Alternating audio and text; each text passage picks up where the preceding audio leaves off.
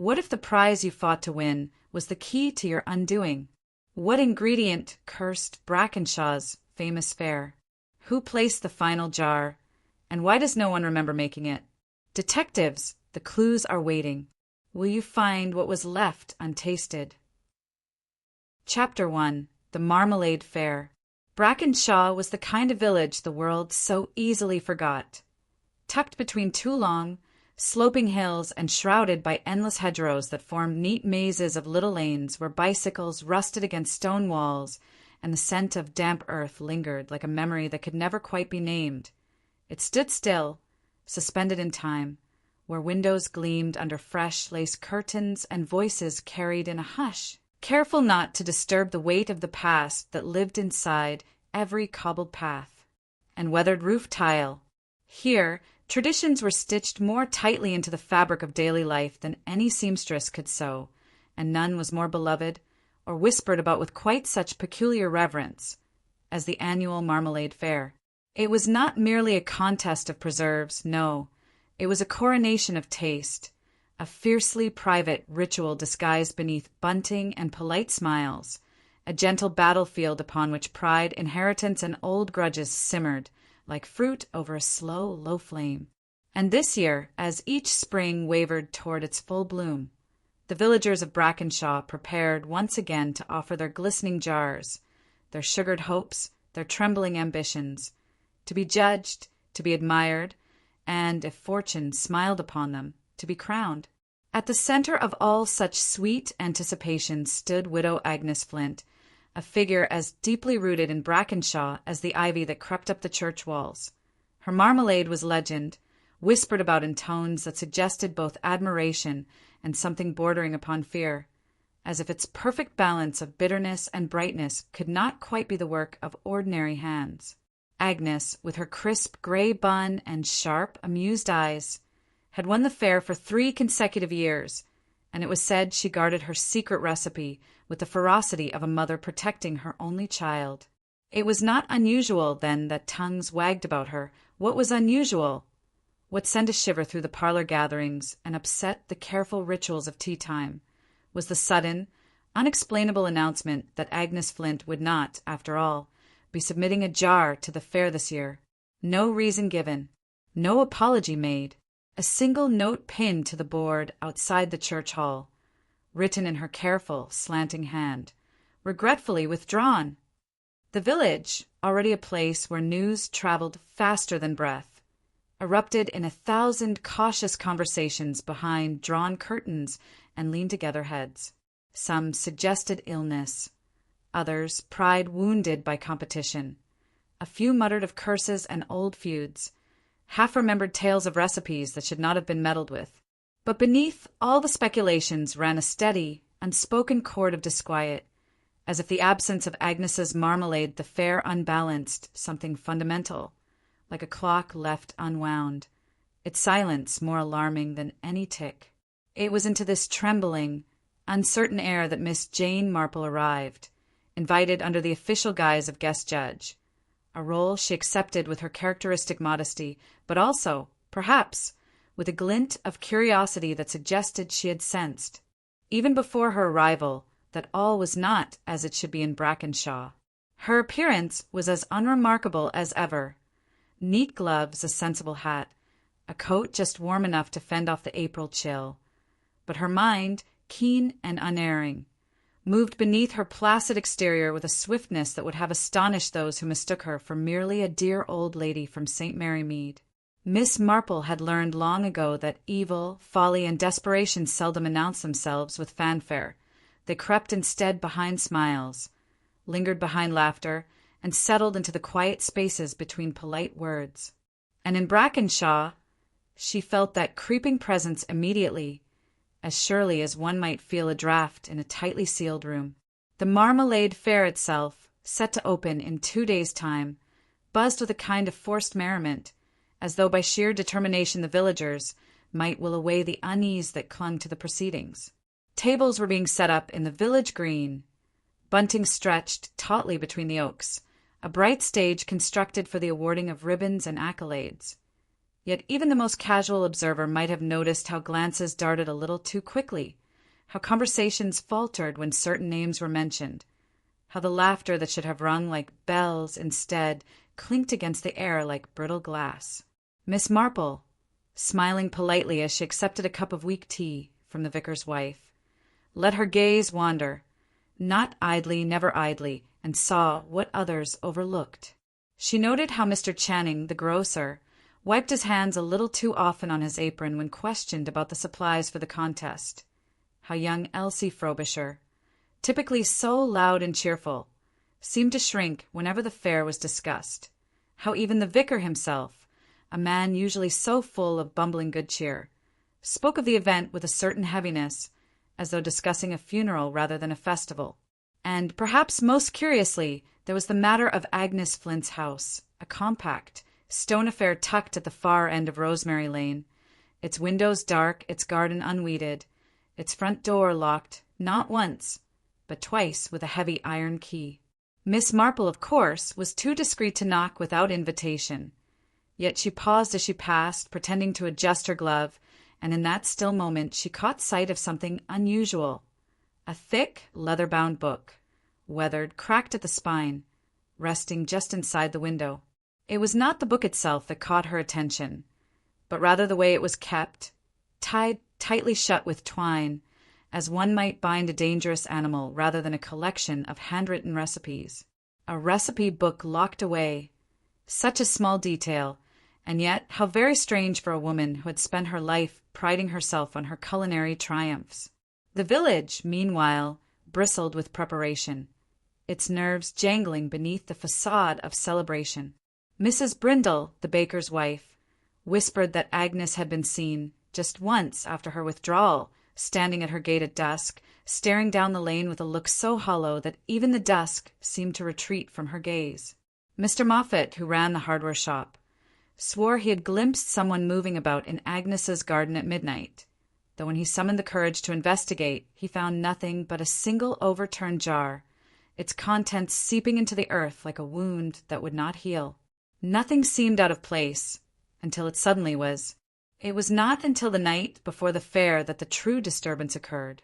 The morning found the village green in quiet disarray, one of the display tables overturned, bunting shredded as though by unseen hands, and in front of Agnes Flint's former place, a spot reserved out of respect, still marked with a simple card bearing her name, lay a shattered jar, its contents spread like a slow, sticky stain across the grass. At first glance, it appeared no different from any jar of marmalade, a golden orange sheen catching the early light. But as the constable bent closer, his brow furrowing, it became clear that the color was wrong, too deep, almost rusted, and the scent was not the bright tang of citrus, but something heavier, cloying, almost metallic. Miss Marple, standing quietly at the edge of the crowd, felt a prickle at the nape of her neck, the familiar warning that some truth, terrible and hidden, waited just beyond reach.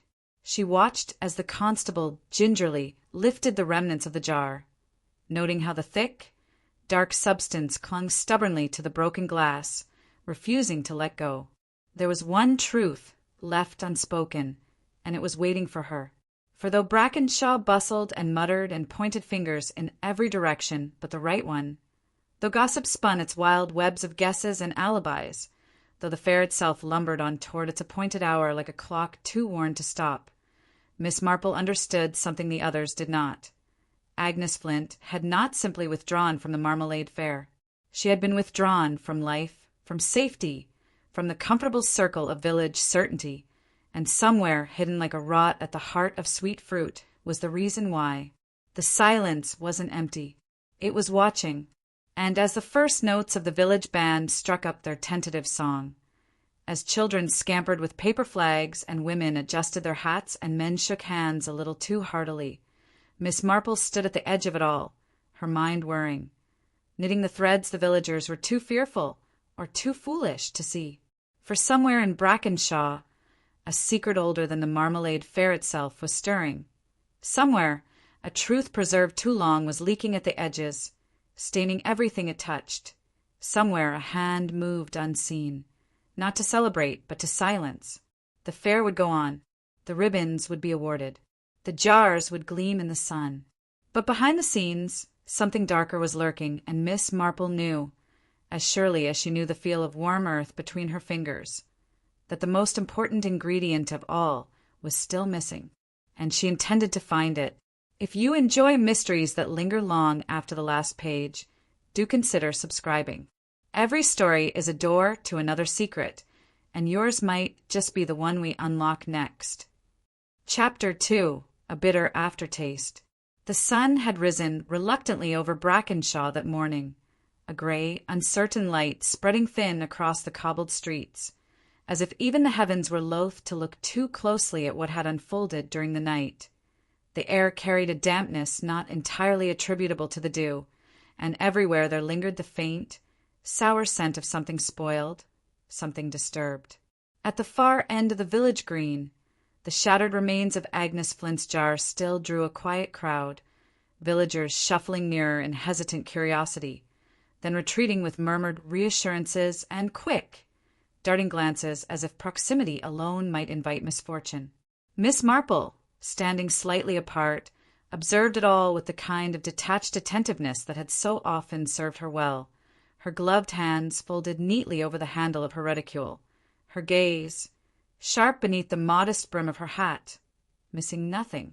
The constable had made a show of cordoning off the area with lengths of bunting, a bright, incongruous barrier that only seemed to emphasize the oddity of the scene.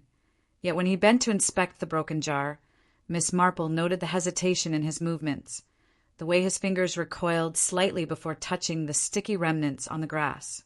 It was not merely marmalade, and that, she thought, was the beginning of the true story, hidden beneath the crushed sweetness, masked by the familiar gleam of the fair, biding its time, moving carefully with the kind of precision born from long years of embroidery and gardening, disciplines that rewarded patience and punished haste. Miss Marple approached the shattered remains. She crouched, slow but steady, her knees creaking in silent protest, and peered more closely at the thick substance seeping into the ground. It had the color of marmalade at first glance, yes, but richer, darker, threaded through with something that did not belong, a stain that curled at the edges into shades of rust and crimson, clinging not only to the grass but to the shards of glass themselves, as if reluctant to part. Miss Marple did not touch it directly. Instead, she leaned nearer, drawing in a slow, measured breath, and immediately recoiled, not with theatrical horror, but with the quiet certainty of one who recognizes a truth unwelcome but undeniable. There was a metallic tang beneath the sugared scent, faint, elusive, but unmistakable. It was the smell of blood, and yet, as she straightened, brushing imaginary dust from her skirts, Miss Marple allowed herself no outward reaction. She merely adjusted her gloves and tilted her head thoughtfully, as if considering nothing more significant than a smudged teacup. Appearances, she knew, were vital in villages like Brackenshaw, where watching was as much a pastime as gossiping, and conclusions were often drawn long before facts had a chance to intervene. Beside her, Mr. Crowthorne, the butcher, muttered under his breath, just loud enough for those around him to hear, "It's the curse again, mark my words." Others nodded grimly, some crossing themselves in the old, half-forgotten gesture that lingered in such places long after its meaning had dulled. Whispers rippled outward like the spreading rings from a stone tossed into still water. The curse, it's come again." Miss Marple allowed the words to drift past her without reaction, but inwardly she made a careful note. Villagers, she had learned, often spoke truest when they thought themselves speaking foolishness. There had been, of course, rumors for years, old stories about the Marmalade Fair, about strange accidents and sudden illnesses, about recipes passed down through generations carrying more than culinary secrets. Most dismissed them as superstition, the natural embroidery of memory upon plain cloth. Yet here, now, with a broken jar seeping something darker than oranges and sugar into the ground, even the most skeptical faces wore a tension that belied their laughter. Nothing seemed out of place, until it suddenly was. Across the green, Shops were beginning to open, the daily rhythms of village life struggling onward against the quiet wrongness that hung in the air. Mrs. Penlithwaite polished the glass of her bakery display with short, angry strokes. Mr. Dunbar arranged his bookseller's window with unnecessary care, aligning the edges of pamphlets until they stood in rigid, uncomfortable rows. Only the chemist, Mr. Tillotson, seemed unbothered, whistling a tuneless air as he propped open his door. But Miss Marple, sharp-eyed, noticed how often his gaze flickered toward the green, and how his fingers trembled slightly when he lit his cigarette. There was fear here, and where there was fear, there was usually cause. She turned to leave, intending to visit Agnes Flint's house once more, this time with greater purpose, but paused as she passed the window of Mr. Dunbar's bookshop, catching, just for an instant, a glimpse of something in the reflection. A figure, standing utterly still in the narrow space between the bakery and the milliner's shop, shrouded in the uncertain light, half hidden by the swaying shadows of the awning. A figure watching. The image was fleeting, gone almost before her mind could fully register it, and when she turned sharply, there was nothing there but the empty space, the fluttering ribbons of bunting, the soft drift of mist rising from the green. Yet she had seen it, she was certain, the outline of a figure, indistinct, blurred, as though the air itself had tried to erase it. Miss Marple did not rush toward the alley.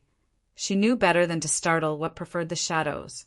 Instead, she continued her walk, steady and unhurried, though her senses strained to catch any further sign.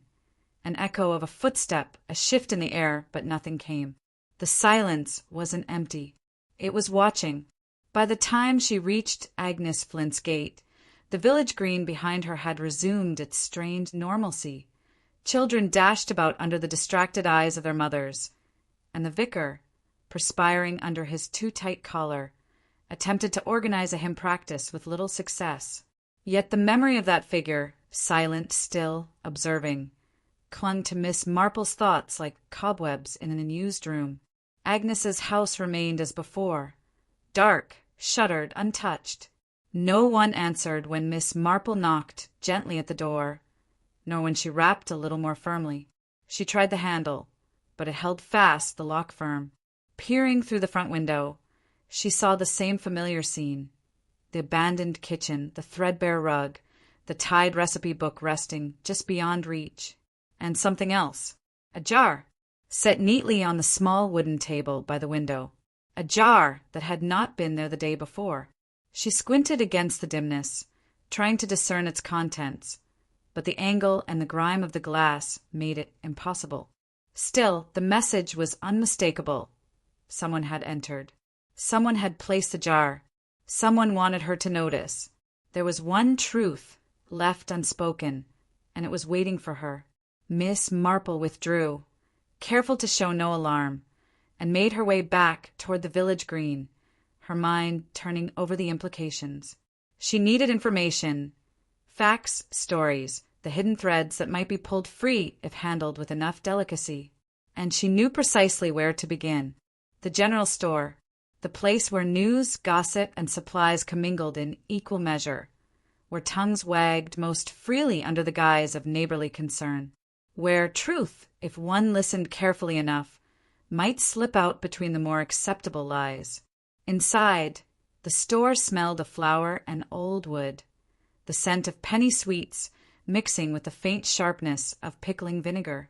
Mrs. Pembroke, the storekeeper, looked up from her ledger with a start as Miss Marple entered, then offered a smile that did not quite reach her eyes.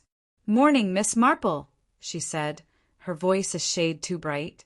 "In for a spot of tea, are we?" Miss Marple smiled gently. "Indeed, and perhaps a few other little bits. You know how one's pantry seems always to lack something, just when one needs it most." As they exchanged pleasantries, Miss Marple let her gaze wander casually about the shop, noting the hurried restocking of certain shelves. The marmalade section, in particular, looked oddly sparse, and the lingering presence of Mr. Tillotson, who pretended to browse the cough lozenges with undue fascination. Conversation was cautious at first, but as Miss Marple asked a few seemingly idle questions about the preparations for the fair, tongues loosened. "It's that recipe, you see," Mrs. Pembroke whispered finally, leaning across the counter as if confessing a terrible sin. "The one Agnes found. Or made. Or, well, no one really knows. Only that she said it wasn't hers, that it was older, dangerous, said it should have been buried long ago." "Buried," Miss Marple repeated, her voice mild, inviting. Mrs. Pembroke nodded, her hands twisting the edge of her apron. Something about an old marmalade from before the fair even started. "Folk don't like to talk about it. Bad luck, they say. Agnes should have left it alone." Outside the store, the day dimmed slightly, as if a cloud had crossed the sun. Miss Marple thanked Mrs. Pembroke kindly and stepped back into the village green. Her mind weighted with fresh questions. She was beginning to glimpse the shape of something older than Agnes Flint, older than the Marmalade Fair, something rooted in the very soil of Brackenshaw. But it was still only a glimpse. The full picture lay hidden, waiting, watching, and as Miss Marple walked slowly back toward the shattered remains of the jar, she allowed herself one final glance toward the reflection in Mr. Dunbar's window, half hoping, half fearing, to see if the figure had returned. There was only her own reflection, blurred and stretched by the old glass.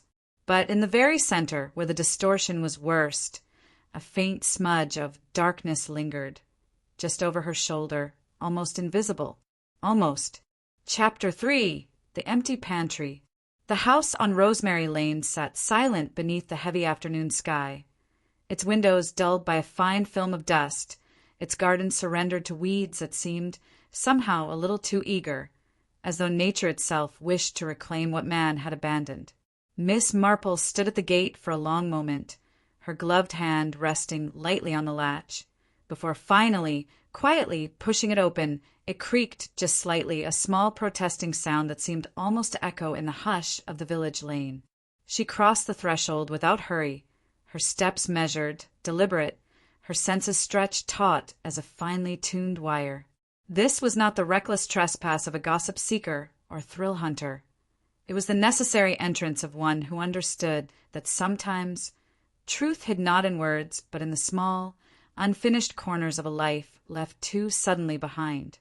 The key had not been left in the lock, but the old frame had yielded with only the slightest persuasion, the kind that Miss Marple's generation knew well. How to slip quietly into spaces without breaking or forcing, how to listen to the wayward side when coaxed rather than commanded. Inside, the air was thick with the scent of damp stone, extinguished fires, and something sweeter beneath, something cloying, unpleasantly sharp, the ghost of oranges turned to rot. Nothing seemed out of place, until it suddenly was. Miss Marple moved through the dim hallway, past the small parlor with its stiff armchairs and crocheted antimacassars, past the cold hearth where a clock ticked on in stubborn defiance of abandonment, and into the kitchen. There she paused, her breath catching, not from exertion, but from the peculiar weight of the scene before her. The room had the appearance of work interrupted, violently, abruptly, the kind of incompletion that left the air itself uneasy. The stove was still warm, not hot, not even properly heated anymore, but bearing a subtle residual warmth against the chill of the house, as though someone had been there not hours ago but mere moments, just beyond reach. On the wooden table, jam pots stood in uneven ranks, some half filled with a thick, glossy substance that gleamed dully in the fading light, others empty, their insides streaked with sticky remnants, the lids scattered like fallen soldiers across the surface. A knife, its blade crusted with orange pulp, lay abandoned beside a battered chopping board. A pan, still containing the last stubborn pools of boiled marmalade, sat askew on the stove, the sugar crust at its edges beginning to harden into a dull sheen. It was not the chaos of ordinary kitchen labor. It was the stillness of something that had been left in fear, or worse, in haste. Miss Marple stepped carefully to the fireplace and immediately noticed the second, peculiar detail. Among the spent ashes of the hearth, something new, something wrong. A page, blackened at the edges, curling inward from the heat, but not fully consumed. Reaching into her reticule, Miss Marple produced a small pair of silver tongs, an old habit, a remnant of days spent sorting tea leaves and errant threads, and delicately lifted the charred scrap free, depositing it onto a clean handkerchief. The writing was faint, blurred where the ink had bled into the scorched paper, but a few words remained legible. Bitterroot, only if purified. Infusion before setting. And a final phrase, fragmented but unmistakable. Never for open consumption. Miss Marple folded the scrap with careful hands, slipping it into an inner pocket. Whatever Agnes Flint had intended to destroy, she had done so hastily and unsuccessfully. That too spoke volumes. There was one truth left unspoken, and it was waiting for her. Beyond the kitchen, the pantry door hung slightly ajar, a crack of darkness visible beyond. Miss Marple approached, the floorboards sighing softly beneath her feet. The scent of marmalade grew stronger here, but twisted, as if fermented into something far less innocent. She pushed the door wider. The pantry, once undoubtedly neat and orderly, was now a place of subtle disarray. Jars lined the shelves, but labels had been torn off, some scrawled over in hurried, angry hand. A few jars had been smashed, the sticky remains of their contents pooled in glassy puddles on the floor, attracting slow-moving flies that buzzed languidly in the gloom.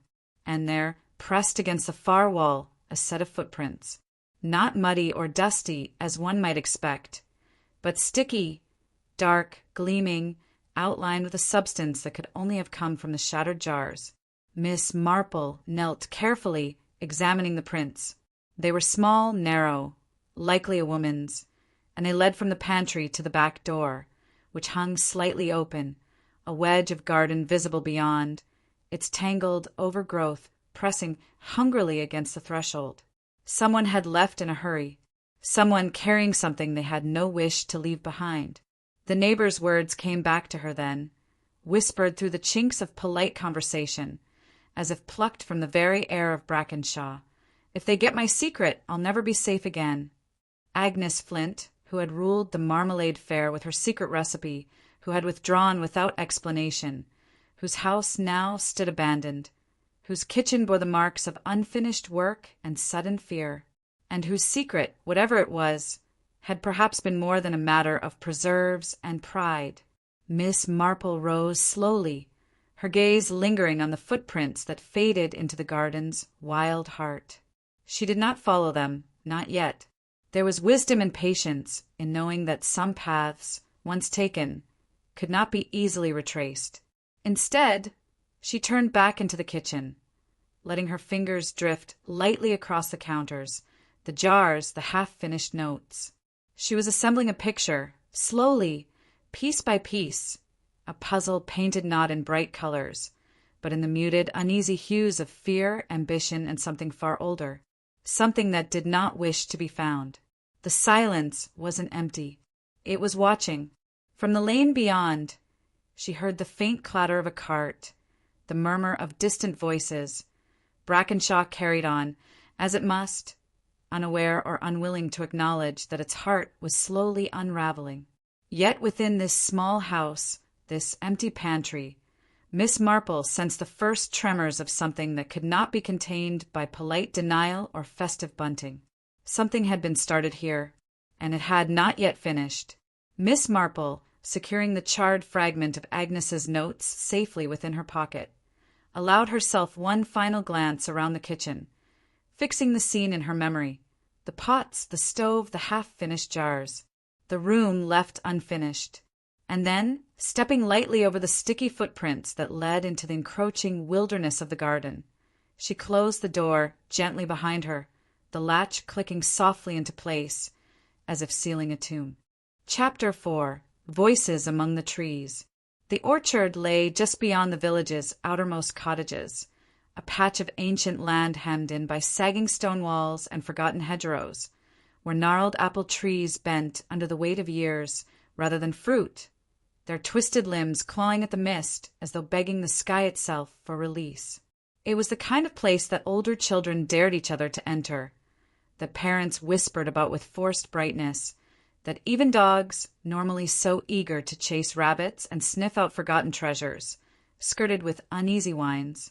Miss Marple stood at the broken gate alongside Constable Reed, her hands folded neatly over the handle of her umbrella, her expression composed but alert, while Reed fumbled with his notebook, the pencil trembling slightly in his fingers despite his efforts at authority.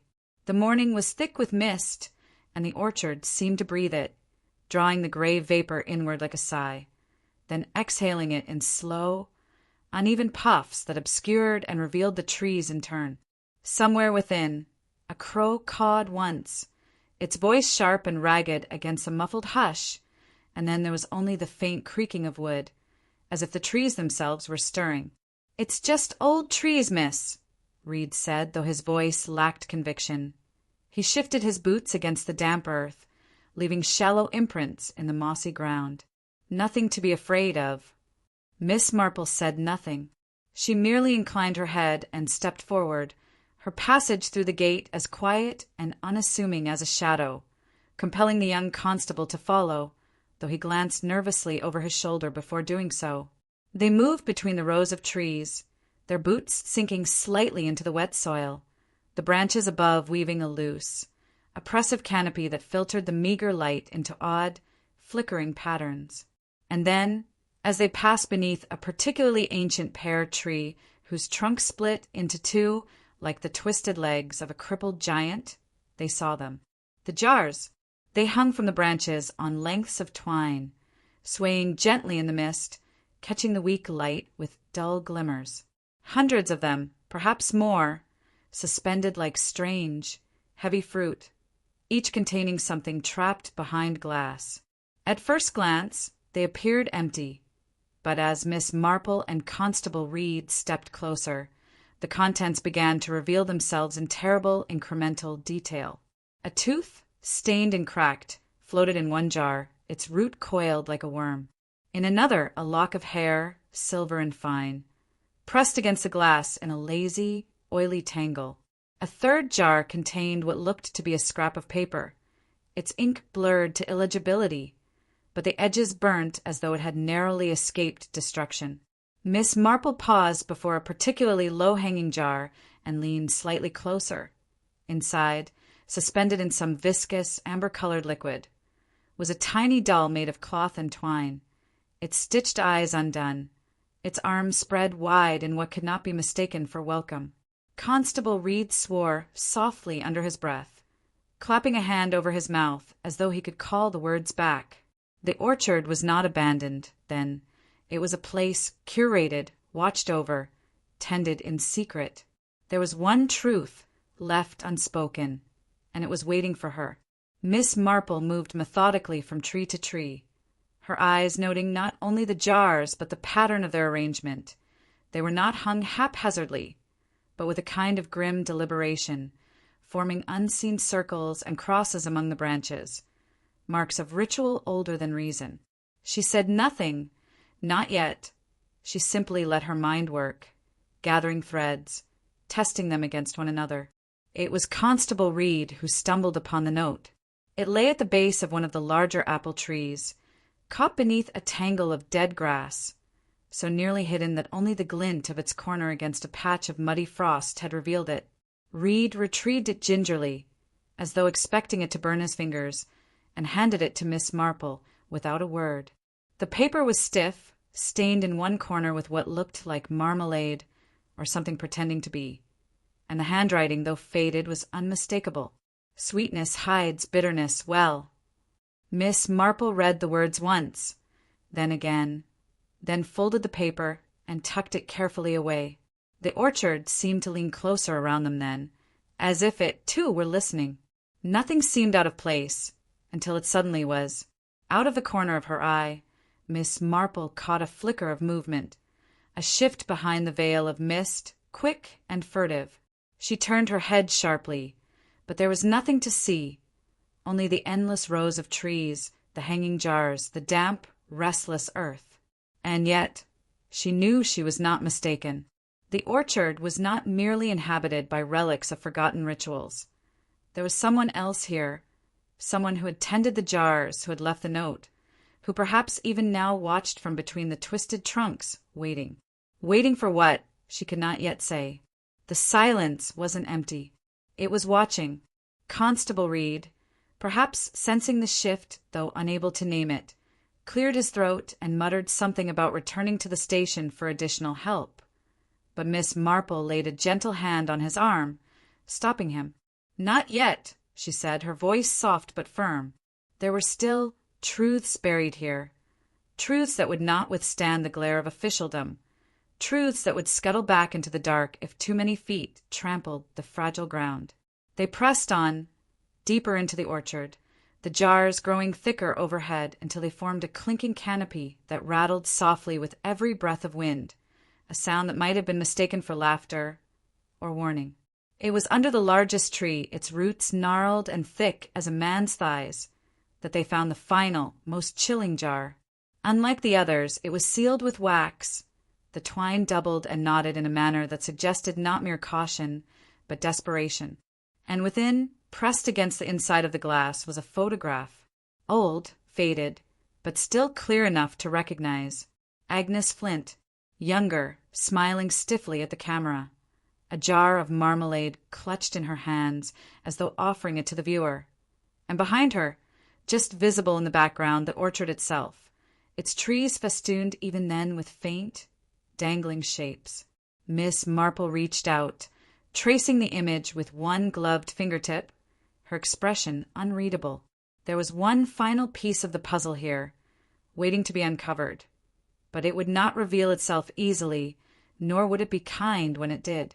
The orchard whispered around them, a low, almost musical sound, as if the jars themselves were sighing under the weight of their contents. Miss Marple straightened and turned back toward the gate, her decision made. There was no safety in lingering here, only questions, and the quiet certainty that each answer would cost more dearly than the last. The true heart of Brackenshaw's Marmalade Fair was not sweetness, not pride, not community. It was bitterness, preserved and bottled, waiting patiently to be uncorked. And Miss Marple intended to uncork it, carefully, deliberately, before it spilled itself out over the village in ways that could never be undone. Chapter 5. Whispers in the General Store.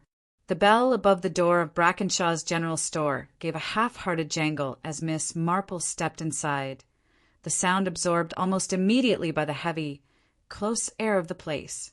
It was a curious little shop, the sort that seemed to have expanded inward rather than outward, cramming more shelves, more barrels, more crates of dusty tins and cracked preserves into the narrow space until the aisles themselves became thin veins winding between towers of goods, the very walls bowing under the pressure of too many seasons spent harboring secrets. Miss Marple paused just inside the doorway, allowing her eyes a moment to adjust to the gloom, and was rewarded by the subtle stiffening of every back in the room. It was a small gathering, half a dozen villagers pretending to inspect goods they had no intention of buying, their shoulders hunched in the universal posture of people caught saying something they shouldn't. The storekeeper, Mr. Aldwick, stood behind the counter polishing a crate of apples with unnecessary vigor, his cloth moving faster than the task required, his smile flickering into place a moment too late. "Good morning, Miss Marple," he said, voice high with forced cheer, as if by saying it quickly he might dispel whatever shadow had crossed his store. "A bit of a chill in the air today, eh?" "Good morning, Mr. Aldwick," Miss Marple replied with her usual softness, stepping forward with the unhurried grace of one who had spent a lifetime being underestimated. "Yes, a chill, and not merely from the weather, I fancy." A few heads turned at that, involuntary betrayals of attention, quickly masked by coughs and the sudden fascination of canned peaches. Miss Marple allowed herself a slight smile and moved along the nearest aisle, her fingertips brushing the rough paper bags of sugar stacked neatly at shoulder height. Sugar and salt stood side by side, two opposites sharing the same narrow shelf, indistinguishable until tasted. How often, she mused, The sweetest things concealed the deepest bitterness. But behind the scenes, something darker was lurking. She turned at the end of the aisle and selected a small jar of marmalade, examining it with apparent interest as she continued, her voice light, conversational, no more troubling than a remark about the weather. "It's the strangest thing," she said, turning the jar slowly in her hands. "How quickly the village forgets its traditions when it suits." No one answered, but she noted how shoulders stiffened, how Mr. Wainwright, the local postmaster, shifted uncomfortably near the pickled onions, and how young Nancy Hart pressed her lips together until they blanched white. Miss Marple replaced the jar with deliberate care and moved toward the counter, setting down a packet of biscuits with a soft thump that made the nearest man flinch. "Of course," she continued, "it's none of my business. I'm only here to assist with the judging, after all. But it seems to me rather unusual, indeed very unusual, that Agnes Flint would withdraw so suddenly and that no one seems inclined to speak of it." A silence stretched between them, taut as a wire, and then, with the air of a man succumbing to an itch he could no longer ignore, Mr. Aldwych spoke. "Maybe it's for the best," he said, avoiding her gaze. Maybe she got mixed up with something she shouldn't have." There was a rustle among the villagers, the shifting of feet, the clearing of throats, as if a roomful of people had inhaled together and now struggled not to breathe out too soon. Miss Marple tilted her head, an innocent movement, but her eyes missed nothing. "Mixed up?" she asked gently. Mr. Aldwych scrubbed harder at the apples. "She was working with someone," he said, the words dropping reluctantly from his mouth like stones into a well. "Someone who doesn't belong here. Outsider." Miss Marple prompted, her voice neutral. Aldwych nodded once, sharply, as if any further elaboration might cost him dearly. And from the corner of her vision, Miss Marple saw Nancy Hart press a trembling hand to her mouth, her eyes wide and glassy. Fear there, real, unpracticed fear. Nothing seemed out of place, until it suddenly was. Miss Marple let the silence breathe a moment longer before she shifted her attention subtly to the wall behind the counter, where a collage of photographs had been tacked in uneven rows. Snapshots of past fairs, village fêtes, summer garden parties, each photo yellowing slightly at the edges, each a frozen testament to a moment the village wished to remember. Or perhaps to disguise. One photograph drew her eye. It was of last year's Marmalade Fair. A crowd of smiling faces clustered around a trestle table laden with gleaming jars and paper rosettes. The usual figures were there: Mr. Crowthorne, red-faced and beaming; Mrs. Pembroke, proudly holding a silver cake server; Agnes Flint at the center, her expression somehow both triumphant and wary; and beside her, half-cropped by the edge of the frame, an unfamiliar figure, a man, his face blurred, whether by motion or accident or, perhaps, intention. He stood apart from the others, not touching, not smiling, his posture stiff, watchful. Miss Marple stepped closer, peering more carefully. There was something unsettling in the figure's stance, in the way the head was tilted slightly away from the camera, the shoulders hunched as though recoiling from the light. A man who did not wish to be recorded, or a man whom the village wished to forget. "There was no outsider last year," Mr. Aldwych said suddenly, too quickly. Miss Marple turned, one eyebrow raised ever so slightly. "No outsider at all." Aldwych swallowed, and she saw the effort it took him. "No one that mattered," he said, but his voice wavered, and behind him, Nancy Hart dropped a tin of treacle with a crash. The noise seemed to break the spell. The villagers began to murmur among themselves, some edging toward the door, others lingering in case some vital fragment of gossip might yet be extracted. But Miss Marple had heard enough for now. There was one truth left unspoken, and it was waiting for her. She thanked Mr. Aldwych with a politeness that made him flinch, gathered her modest purchases into the crook of her arm, and stepped out into the bright, chill air of Brackenshaw, leaving the door to swing shut behind her on its rusty hinges. The village square bustled in the muted, anxious way it had adopted in recent days. Children skipped rope with too much fervor. Women gossiped too loudly. Men hammered decorations into place with unnecessary force. All the signs of a community attempting and failing to pretend that nothing was wrong. Miss Marple stood for a moment on the threshold of the green, the sunlight catching the silver strands of her hair, and considered what she had learned. Agnes Flint had not acted alone. Someone had helped her, or perhaps used her. Someone who did not belong to Brackenshaw's careful latticework of names and bloodlines and obligations. Someone the village was now desperate to pretend had never existed. The photo had captured a moment they could not erase, but memory was more easily altered, reshaped by fear and necessity. Yet photographs, like truths, had a way of surviving longer than comfort allowed. And Miss Marple had no intention of letting either fade away. The trail was clearer now, if still treacherous. The jars in the orchard, the unfinished pantry, the half-burnt notes, the blurred face at the fair, all pieces of a puzzle whose edges were sharp enough to cut. The sweetness of Brackenshaw's traditions hid a bitterness so profound it could no longer be contained. And somewhere among these friendly faces, someone waited. Someone who knew that the past, once unearthed, could rot faster than any fruit. The silence wasn't empty. It was watching. Chapter 6. An ingredient too far. The mist hung heavier that morning, reluctant to lift from the ground, as if it, too, sensed that something foul had been stirred from the depths of Brackenshaw's past. The village lay under a blanket of dampness, the colors of the houses dulled to faded ghosts of themselves, the lanes deserted except for the occasional hurried figure moving with head bowed low against a wind that seemed determined to whisper secrets into every crevice and crack.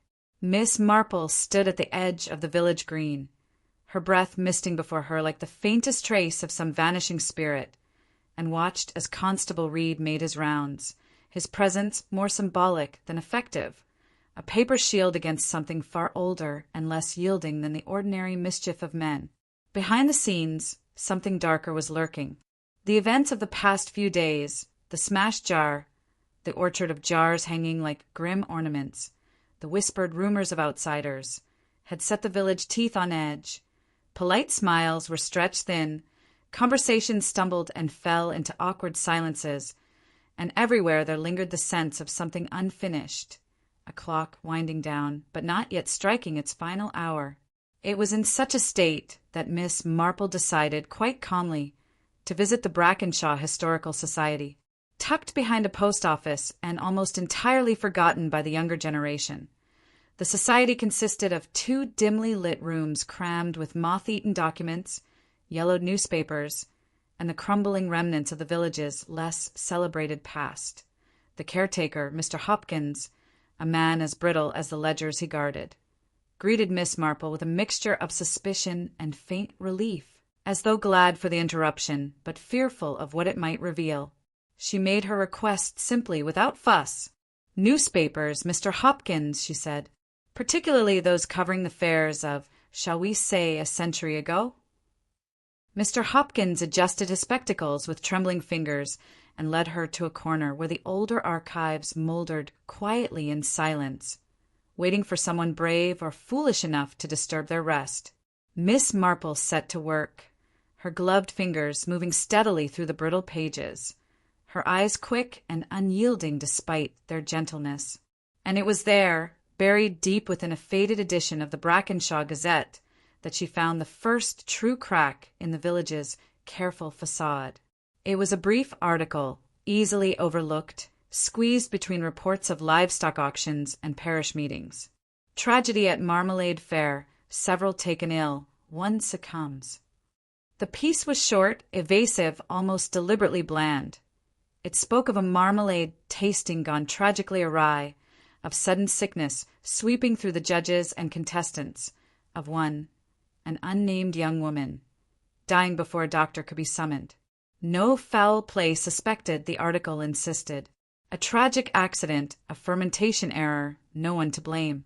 Miss Marple sat back in her chair, her expression unreadable. There was one truth left unspoken, and it was waiting for her. A century ago, and yet the village still bore its wound in silence, layering new traditions over the old like plaster over a crack too deep to mend properly. Agnes Flint had not stumbled onto a mere culinary curiosity. She had unearthed a rot that Brackenshaw had spent generations trying to forget. And perhaps, just perhaps, someone had been willing to go to great lengths to ensure it stayed buried. She thanked Mr. Hopkins with impeccable courtesy and made her way back into the village proper, her mind working, weaving the loose threads into something only beginning to take shape. The general store, the orchard, the house on Rosemary Lane, all connected not by chance, but by the sticky threads of old guilt and older fear. And somewhere, hidden among the relics of pride and preservation, there had to be proof. It came, as so many things did, from paying close attention to what others overlooked. It was while visiting the church to inspect the displays prepared for the fair, a courteous pretext more than genuine duty, that Miss Marple noticed the crate of decorative jars stacked haphazardly in the vestry, remnants of fairs past, meant to be used for flowers or prizes. They were dusty, their labels faded, their glass clouded with time, and most bore nothing more remarkable than a few spiderwebs and the occasional stubborn smudge. But one jar was different, slightly larger than the others, its rim chipped, its lid sealed not with string or wax, but with something older, a thin band of tarnished metal, nearly hidden by grime. Miss Marple lifted it carefully, feeling the unexpected weight within, and heard the faint rattle of something loose. Setting the jar gently on a nearby table, she examined it more closely. There, etched faintly into the glass, almost invisible, was a series of initials. AF. 18 to 94. Agnes Flint, perhaps. But if so, then not the woman they knew. Someone older. Someone whose shadow still stretched across Brackenshaw's history.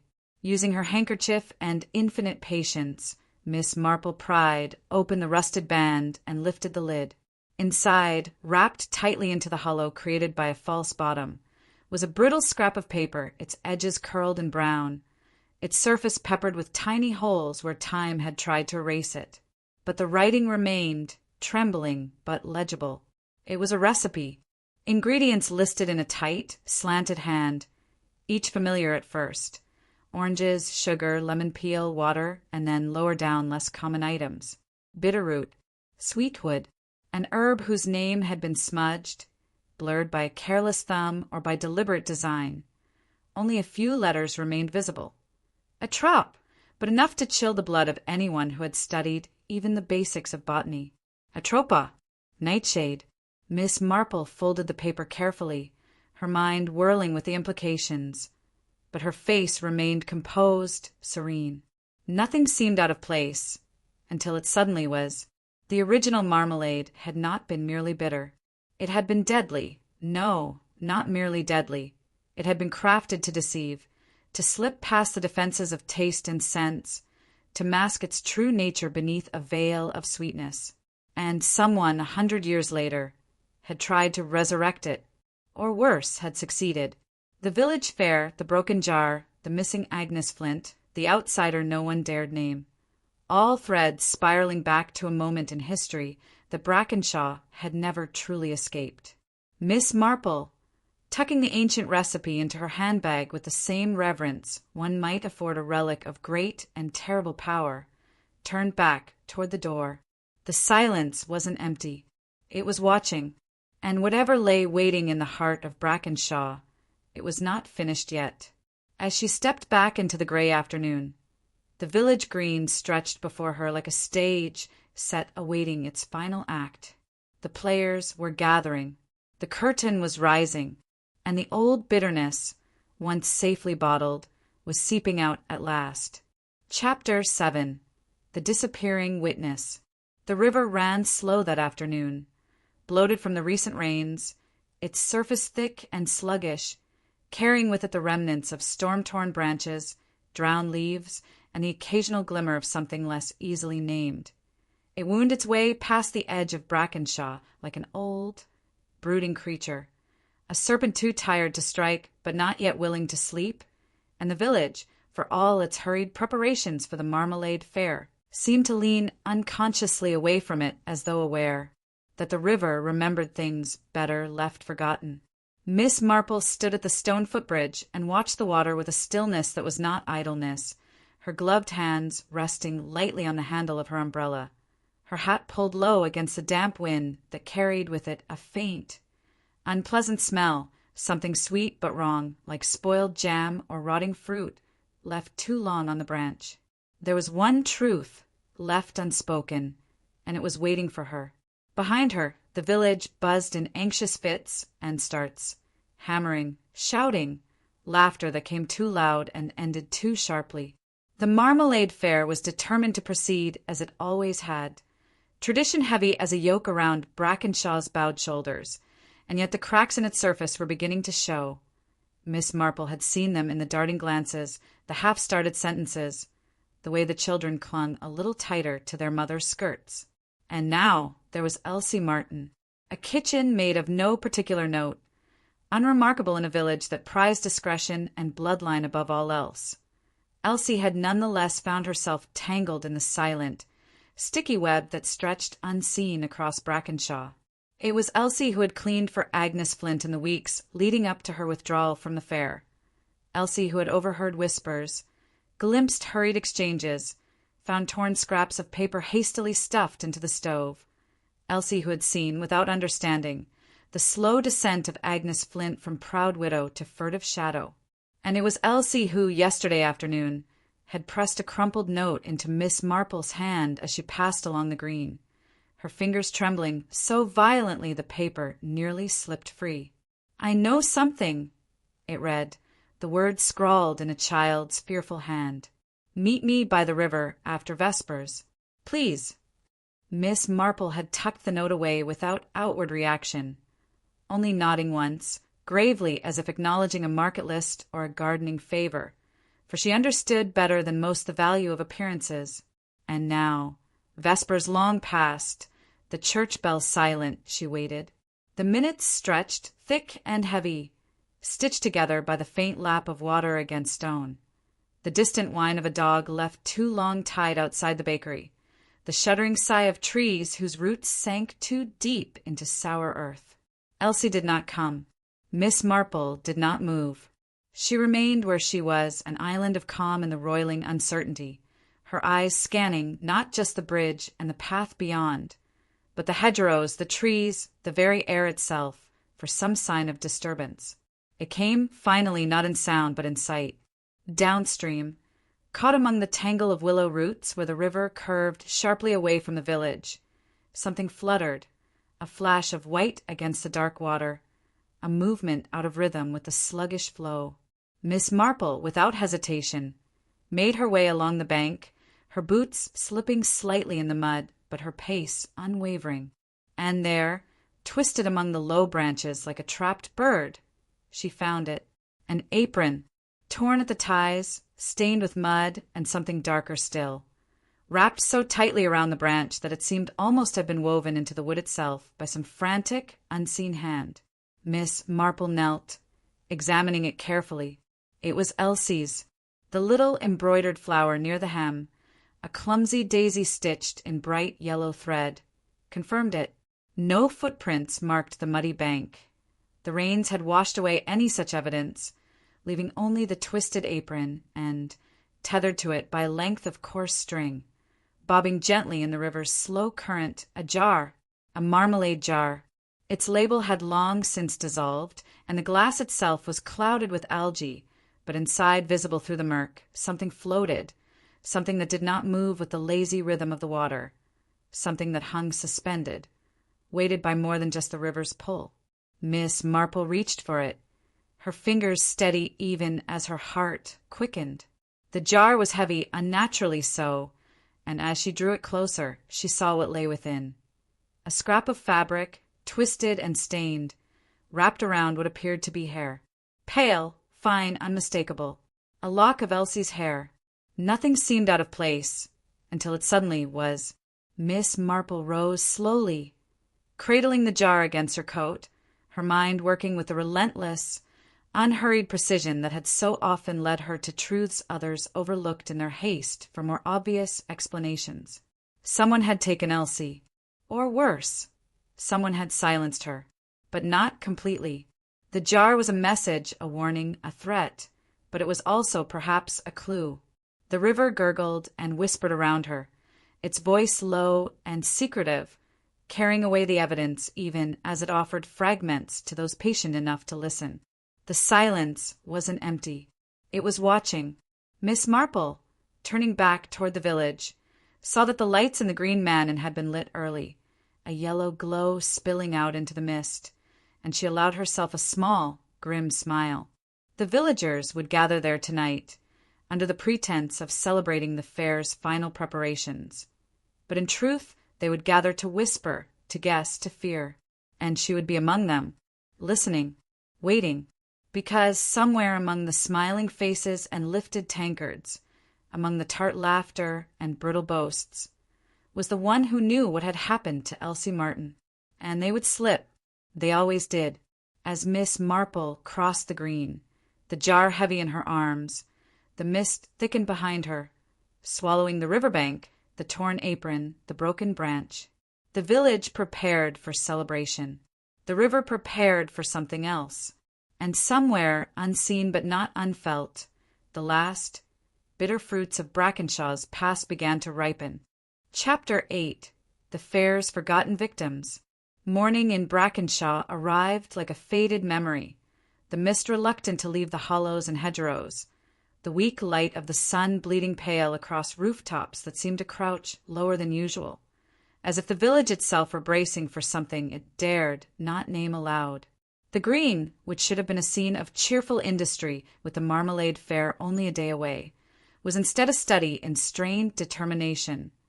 Bunting stretched too tightly between the oaks, laughter pitched a note too high, the clatter of hammer and nail sharp enough to shatter the fragile pretense of celebration. Miss Marple watched it all from the vicarage garden, her hands folded neatly around a steaming cup of tea that had long since gone cold, her gaze moving from face to face, noting the flicker of unease in every forced smile, the tremor of old fear behind every casual gesture. It was not new fear, she thought, but something older, deeper, a fear that had grown familiar through long practice, stitched invisibly into the fabric of village life. Behind the scenes, something darker was lurking. The invitation to tea had come that morning, delivered by a red-faced boy who had bolted as soon as the note was in her hand, and it bore the careful, deliberate handwriting of the Reverend Simon Crail, the new vicar of Brackenshaw, a young man of keen mind and troubled conscience, who had arrived only months ago and had yet to acquire the comfortable blindness required for long survival in such a place. Now he stood at the garden's far end, fiddling with a stubborn rose-bush, his shoulders tight beneath his clerical collar, as if bracing himself against a confession he was not sure he ought to make. Miss Marple, who understood reticence when she saw it, waited without speaking, sipping her cold tea and allowing the silence to do what questions could not. At last, Reverend Crail turned toward her, brushing soil from his hands, his face pale and drawn. "There's something you ought to know, Miss Marple," he said, and his voice carried the hollow echo of a man forced to tread a path he could no longer avoid. Something about the fair.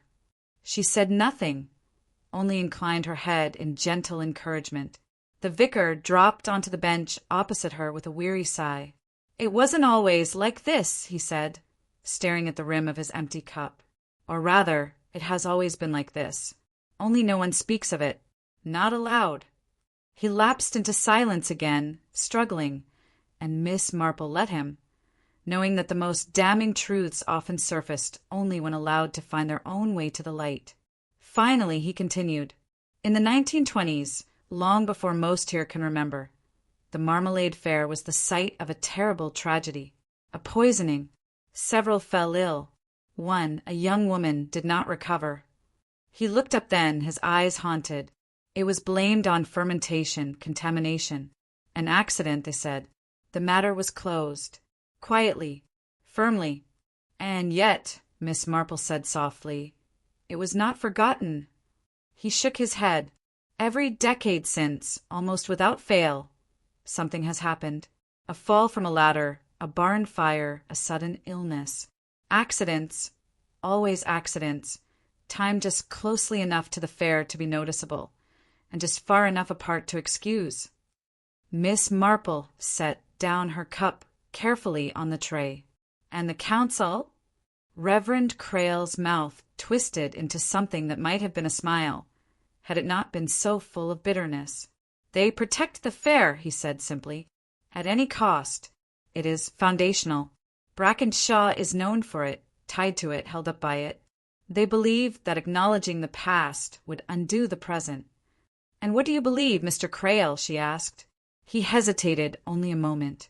I believe, he said, that some recipes should stay buried. There was one truth left unspoken, and it was waiting for her. Miss Marple rose, brushing a phantom wrinkle from her skirt. Thank you, she said, her voice carrying the weight of genuine gratitude. You have done a great deal more than you realize. He looked at her then, truly looked, and for the first time she saw in him not merely the anxious young vicar, but the steely core beneath, the man who, despite his fear, had chosen truth over safety.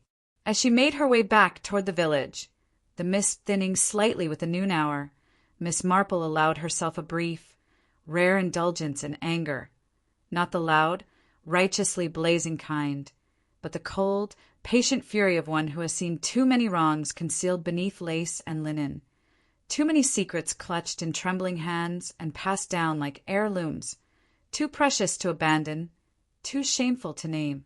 Brackenshaw had sacrificed its daughters, decade after decade, to the altar of its reputation, and had wrapped the offerings in bunting and sweet preserves, smiling all the while.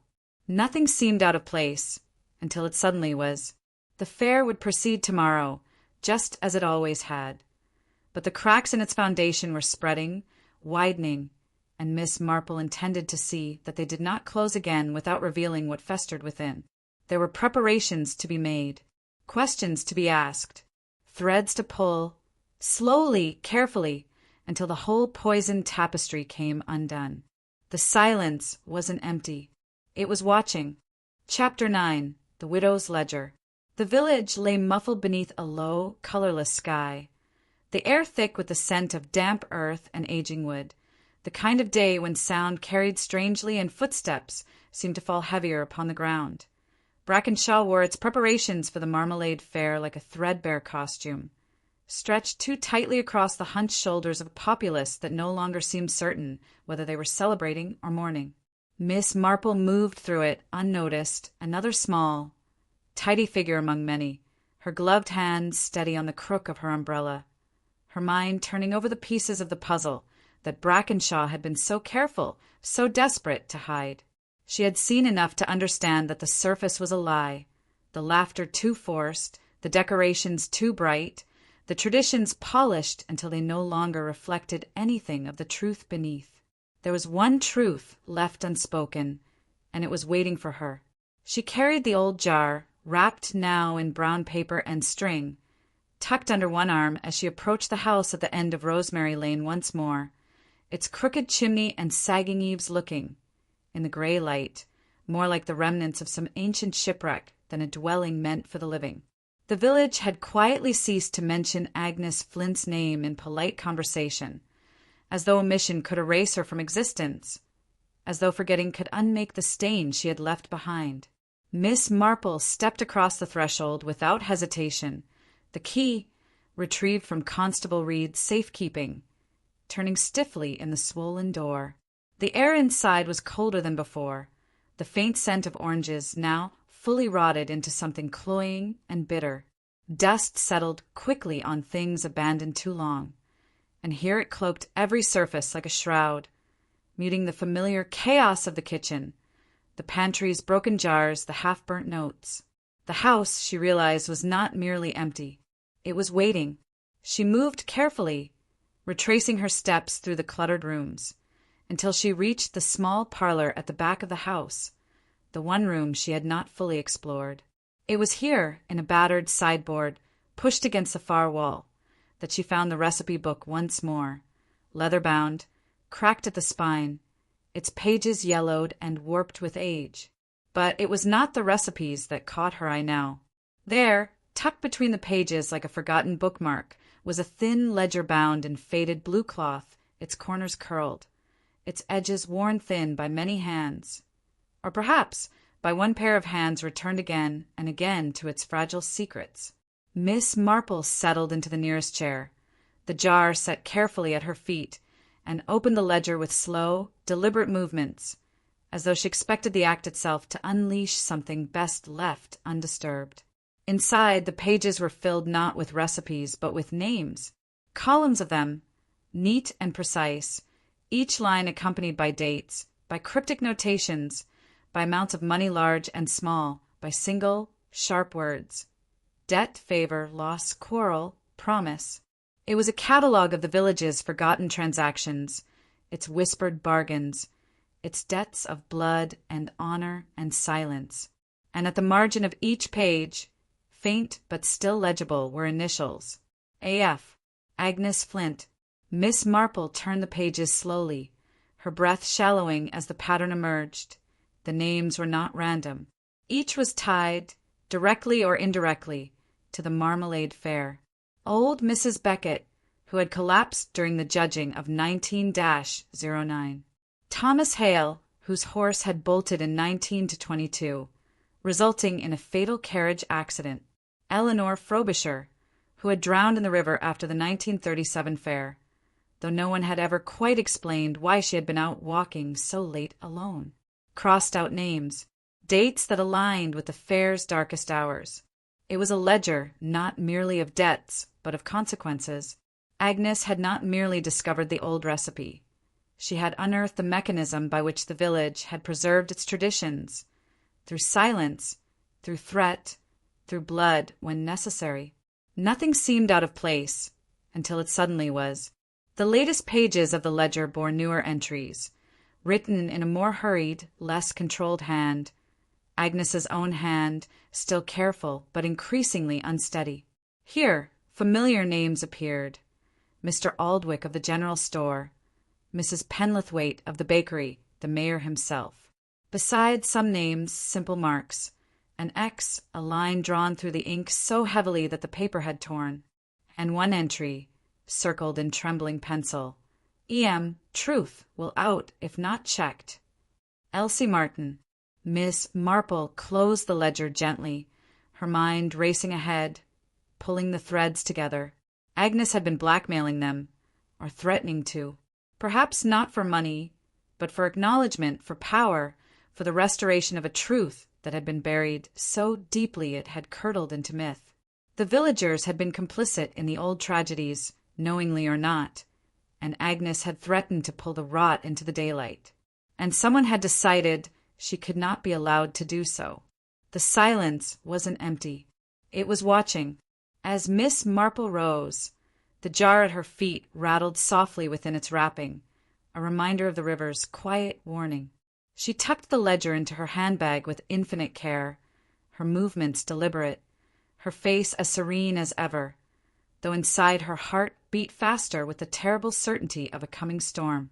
She stepped outside into the weak afternoon light, the clouds thick and low above the rooftops, the village green ahead of her a bright, brittle illusion of normalcy. The fair would begin tomorrow, and with it, the final act of Brackenshaw's long and bitter play. Miss Marple walked back toward the vicarage, the ledger pressing heavily against her side, the old jar swinging gently in its paper wrapping. Tomorrow, she thought, the village would dress itself in ribbons and laughter once more, and tomorrow it would bleed, but not unnoticed. Not this time. There was one truth left unspoken, and it was waiting for her, and Miss Marple intended to hear it. Chapter 10. The Marmalade Tasting. The morning of the Marmalade fair dawned heavy and reluctant, as though the sky itself understood the gravity of what was to unfold.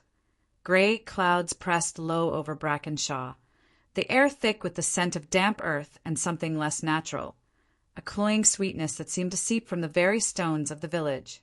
The green was a riot of color and sound, bunting snapping sharply in the restless wind, children darting about with paper flags, stalls groaning under the weight of preserves, baked goods, and cautious, wary hopes. Miss Marple stood at the edge of it all, her small figure dwarfed by the canvas tents and the crowd gathering in uncertain anticipation, her gaze moving steadily across the familiar faces. Faces that smiled too brightly, laughed too harshly, glanced too often toward the contest tables, where the jars glittered like tiny suns. Nothing seemed out of place, until it suddenly was. The ancient jar, retrieved from Agnes Flint's house, was nestled securely within the folds of her handbag, wrapped carefully against prying eyes and curious hands. It was not meant for display, nor for judging. It was a relic, a weapon, a confession waiting to be read by someone who could understand its language. There was one truth left unspoken, and it was waiting for her. The judging commenced with the usual pomp and ceremony, the mayor, red-faced and sweating in his heavy sash, delivering a speech about tradition, community, and excellence in the noble art of marmalade making. The villagers clapped and cheered with the fervor of those who understood the necessity of appearances, their voices strained, brittle, like porcelain close to shattering.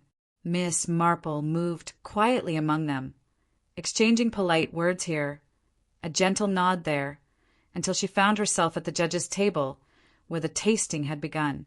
Rows of gleaming jars stretched before her, each bearing a neat handwritten label. Seville orange, lemon and ginger, blood orange with rosemary, clementine spice. A bounty of sweetness offered up in devotion to a tradition whose roots, she now knew, ran black and deep beneath the surface.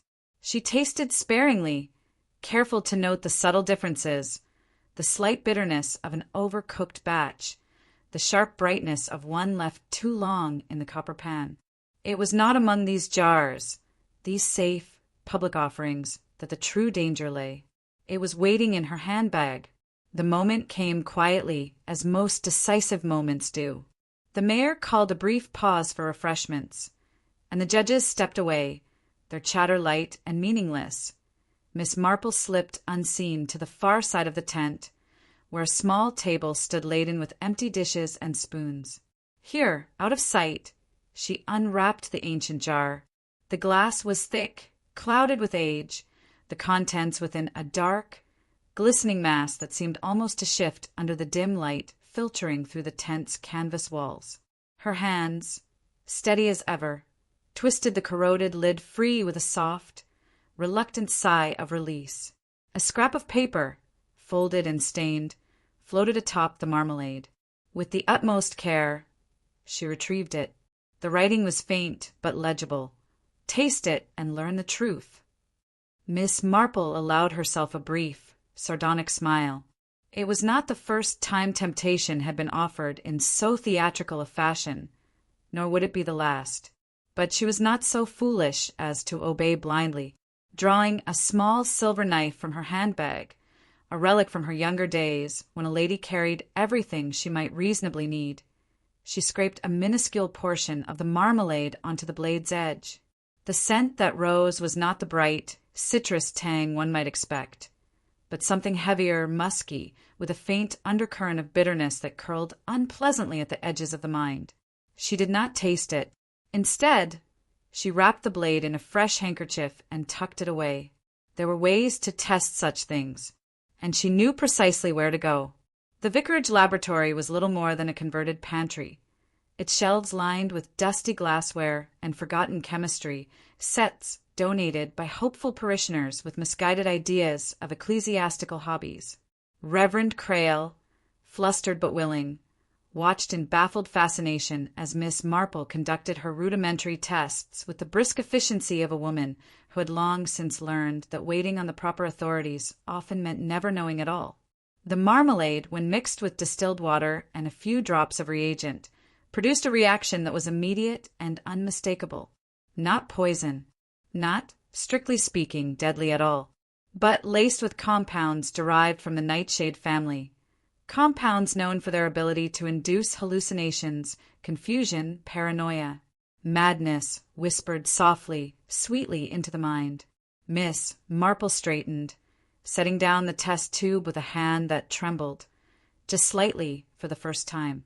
The villagers had not been silenced with violence, nor coerced with threats alone. They had been made to doubt themselves, their senses, their memories, their very grasp of reality. The original crime had not merely been hidden. It had been unmade. And every decade since, whenever the truth threatened to surface, it had been pushed back down, not by force, but by confusion, by fear, by the slow, insidious unraveling of certainty. The silence wasn't empty. It was watching. Miss Marple thanked the vicar with quiet gravity and made her way back to the green, the jar once again secured within her handbag. The knowledge she now carried heavier than any physical burden. The fair was in full swing, ribbons snapping in the brisk wind, the scent of baking pies and candied oranges filling the air with a deceptive warmth. Children ran laughing past her, their shrieks of delight ringing too sharply against the low, steady thrum of unease that underpinned the festivities. The judging results would be announced soon. A new champion crowned, a new chapter written atop the rotting foundations of the old. And Miss Marple would be there, steady and silent, her sharp eyes missing nothing. There was still more to uncover. The ledger had shown her the names. The Marmalade had shown her the method. But the motive, the final, unspoken reason behind it all, remained just out of reach, hidden behind the careful smiles and the glistening jars and the thick, choking sweetness that filled the air. There was one truth left unspoken, and it was waiting for her. And tomorrow, when the ribbons were handed out and the speeches made, when the last jars were packed away and the village returned to its uneasy slumber, she would find it. She would not leave Brackenshaw until the bitterest spoonful had been tasted and the final truth laid bare. Chapter 11. The Ghost Contest. Morning came to Brackenshaw with a forced cheerfulness, a brutal determination that could not quite conceal the cracks spreading steadily beneath the surface. Bunting flapped sharply in the gusting wind, bright paper flags whipping in angry bursts against the gray, washed-out sky, and the scent of sweet preserves, thick, almost oppressive, hung heavy over the green like an invisible net. The Marmalade fair would go on. The council had insisted, the mayor had announced, the villagers had nodded, murmured, agreed, because to do otherwise would be to admit that something had gone terribly wrong, that the fair, the very heart of their little world, was no longer a celebration, but a mask hastily stitched over a festering wound. Nothing seemed out of place, until it suddenly was.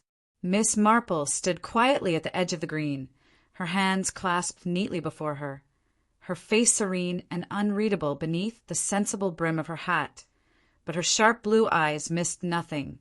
The tightness around Mrs. Pembroke's mouth as she arranged the prizes, the way Mr. Aldwick's fingers trembled as he pinned the final rosettes to the judging board, the sidelong glances exchanged between neighbors who had known each other all their lives and now no longer dared to trust. There was one truth left unspoken, and it was waiting for her. The contest entries were fewer this year, though no one dared say so aloud. The tables, normally groaning under the weight of dozens of jars in every shade from pale gold to deep ruby, bore instead thin, careful rows, each jar spaced with unnatural precision, as though the emptiness between them must not be noticed. And the contestants themselves, those who had dared to submit, moved among the crowd like sleepwalkers, their faces pale and strained, their movements sharp and uncertain, as though the world itself had shifted subtly beneath their feet. Still, the mayor beamed and shook hands, the council members clapped one another on the back. The village band played its ragged tunes with manic determination. The contest would go on. The judging began with the usual ceremony, each judge solemnly dipping their spoon into the jars, tasting, nodding thoughtfully, making notes, the crowd murmuring approvingly, the children chasing one another between the tables, the sun struggling behind the thick bank of clouds to pierce the heavy air.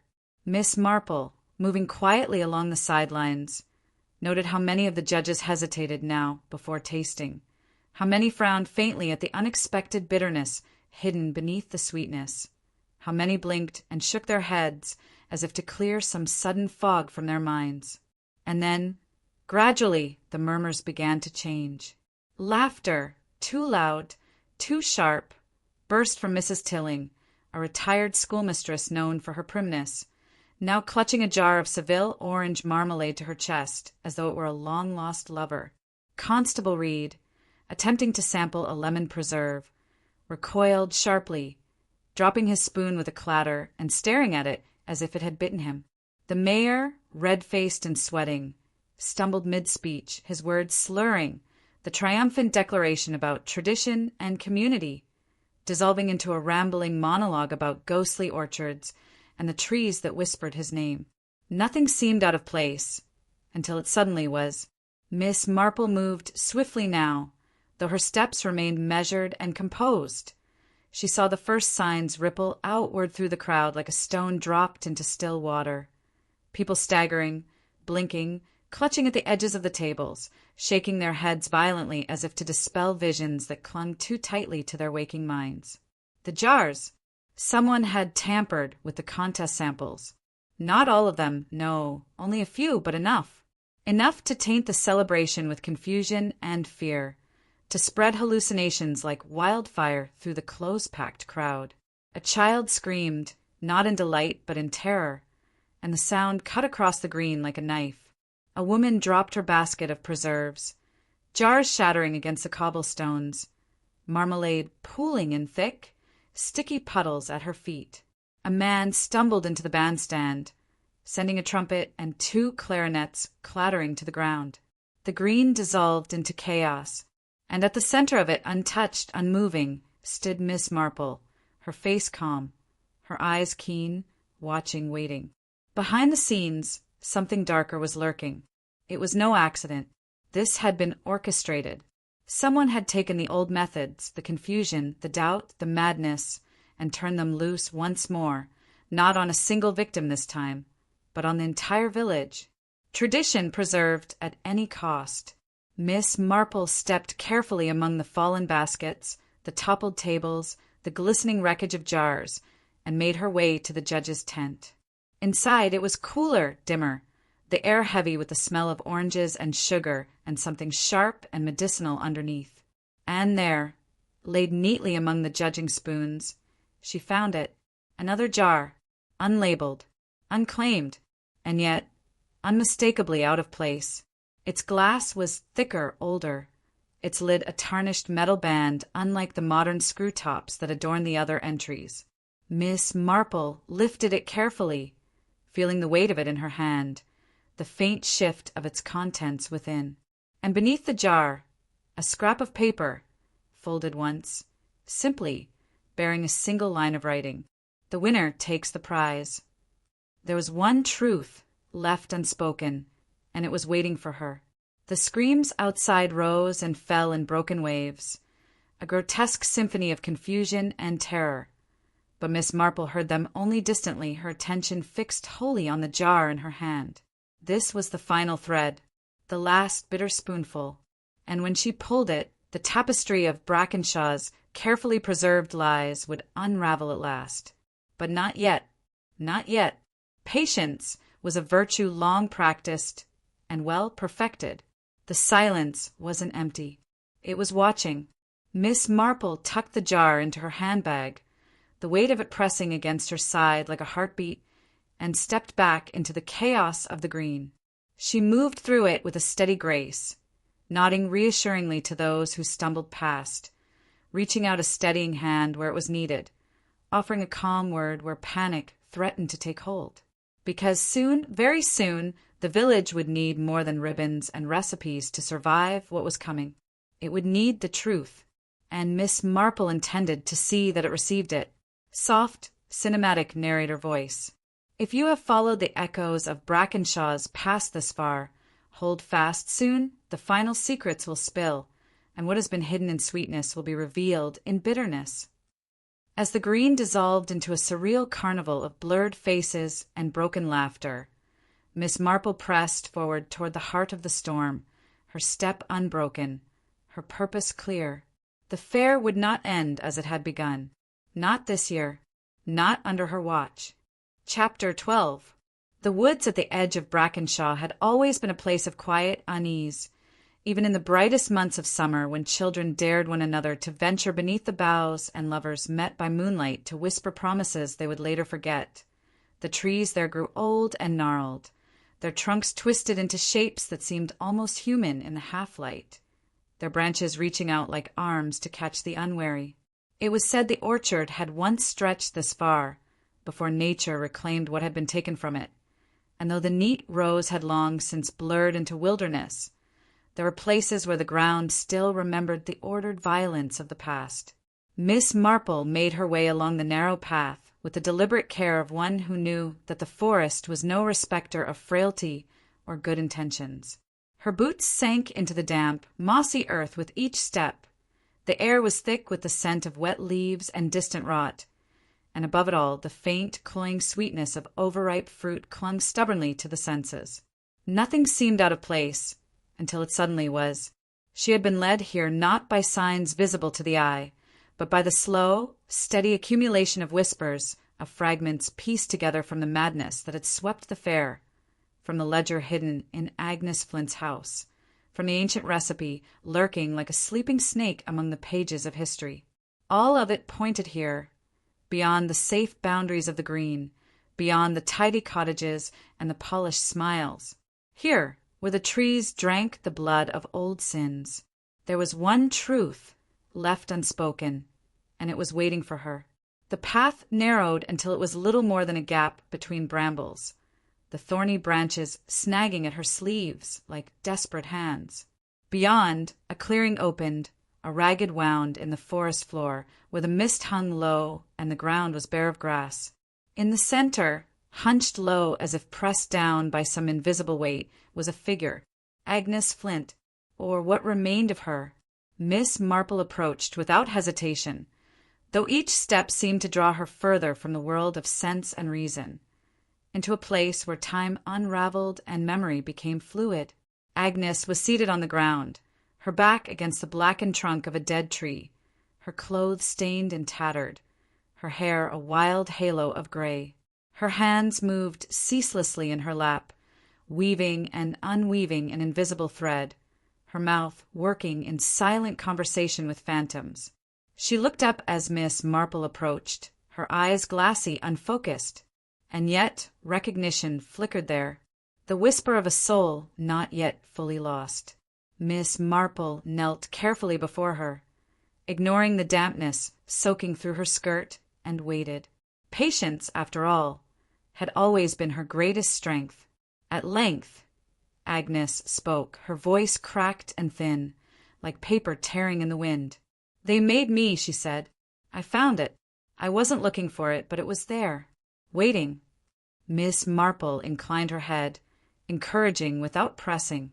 "The old recipe," Agnes breathed, the words tumbling over themselves. "Not the one they all know. The real one. Bitter orange, nightshade, bloodroot, old-world things. Not for eating, not for winning prizes, for binding, for silencing." Her fingers plucked at the air, weaving, knotting, tangling. "I thought if I destroyed it—" Her voice faltered. "But they wouldn't let me."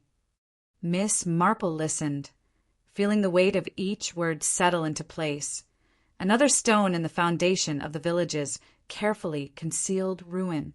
"They made me keep making it," Agnes whispered, rocking slightly. "Year after year. Tiny batches. Hidden. Enough to set things right. Enough to keep the silence." Miss Marple said nothing. There was no comfort to offer here, only understanding. The ledger had recorded the names. The jars had carried the madness. And Agnes, poor, foolish, desperate Agnes, had been the vessel through which tradition was preserved, through which Brackenshaw ensured that its past remained buried beneath a carefully curated present. But behind the scenes, something darker was lurking. Agnes reached into the folds of her ragged coat and drew forth a small object, cupping it in her filthy hands as if it were a relic of unimaginable power. It was a spoon, simple, tarnished, and stained at the bowl with something dark, dried to a brittle crust. She held it out to Miss Marple with infinite solemnity. "They'll come for it," she said. "They always do." Miss Marple accepted the offering with grave care, wrapping it in a clean handkerchief and tucking it away. The silence wasn't empty. It was watching. Above them, the trees creaked and shifted in the gathering dusk, their branches weaving patterns against the lowering sky that spoke of old things, older than Brackenshaw, older than the stones upon which the village was built. Miss Marple rose slowly, her joints protesting the cold and damp, and extended a hand to Agnes. The older woman hesitated, then allowed herself to be helped to her feet, swaying unsteadily but upright. They would not return to the village yet. There was still one place left to go. One place where the final piece of the puzzle waited, patient and unseen. The orchard, the true orchard, where the trees had been planted not for fruit, but for memory, for blood, for silence. Soft, cinematic narrator voice. "If you have walked these tangled paths with us, hold fast, the final fruit hangs heavy on the branch, and soon the harvest will come."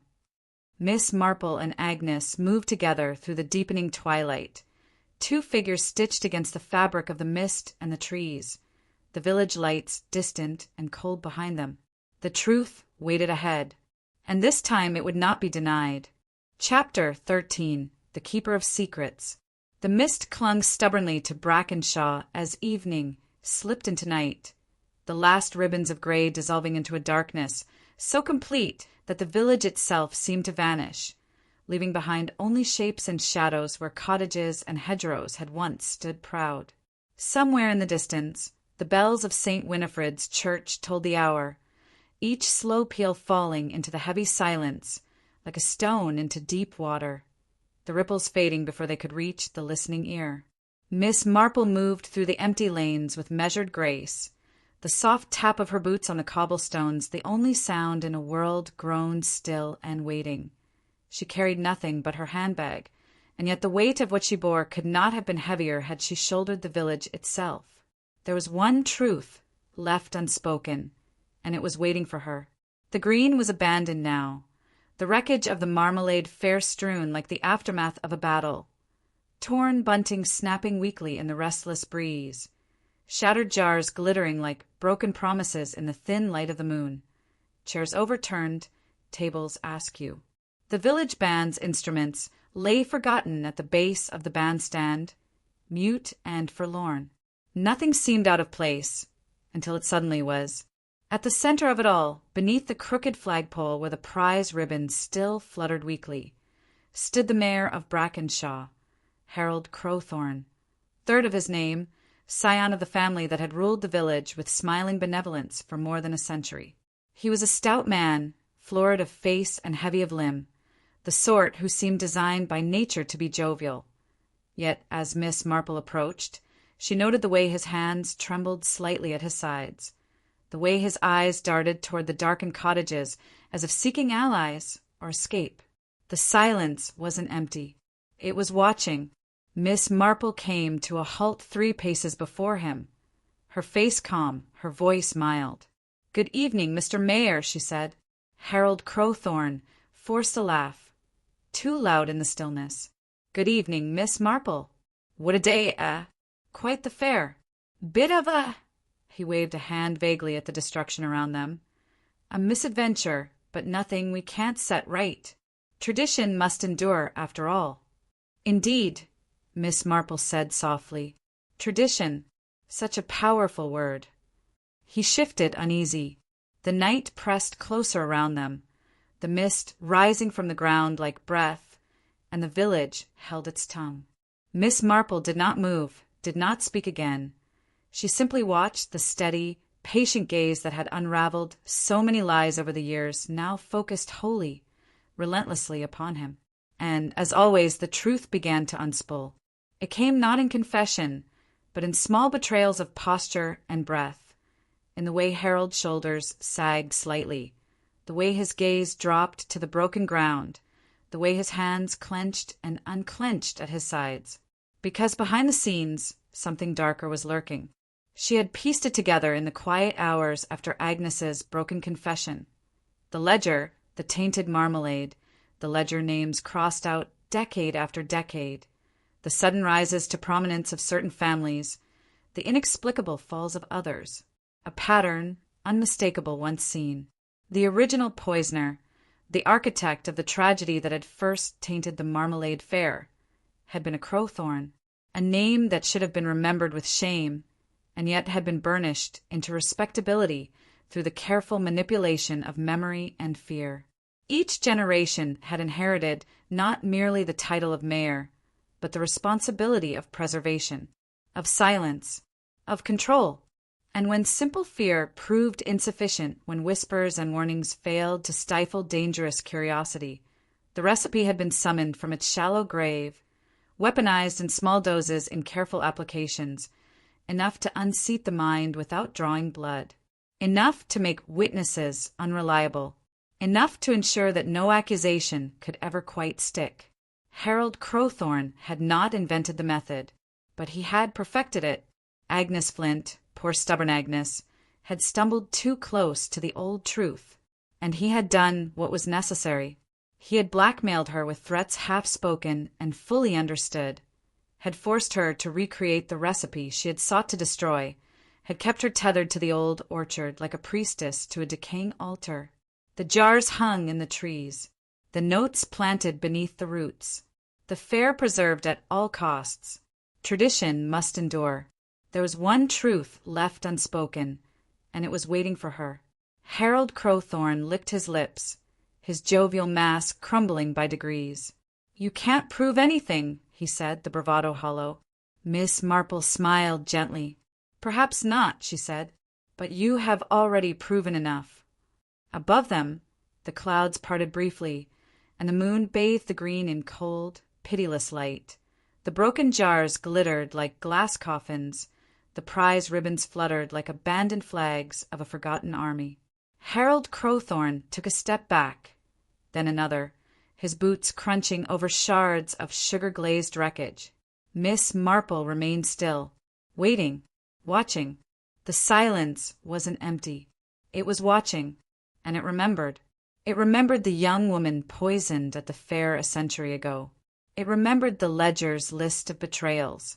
It remembered the orchard, the jars, the taste of madness. It remembered Agnes Flint. And so did Miss Marple. Soft, cinematic narrator voice. If you have stayed this far, if you have tasted the bitterness that lies beneath the sweetness, prepare. Soon, the final truth will be laid bare.